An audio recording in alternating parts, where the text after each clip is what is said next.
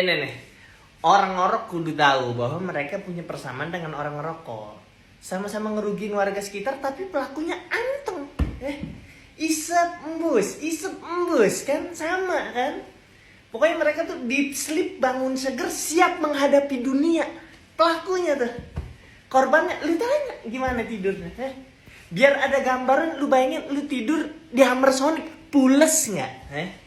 Lu tidur depannya Slipknot manggung pules nggak? Coba tuh ya tapi kan ngorok alamiah kan. Setuju gua, manusiawi setuju gua. Tapi minimalnya lu ngaku kadang lu tidur malam kita ingetin paginya lu ngorok lu semalam kenceng.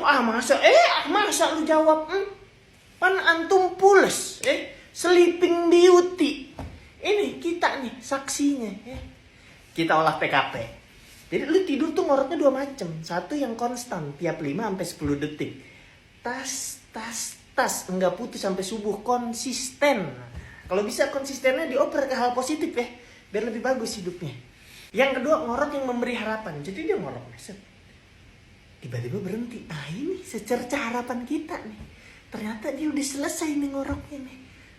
Tidak lama kemudian dia ngorok kenceng banget. Erupsi Krakatau lewat tuh.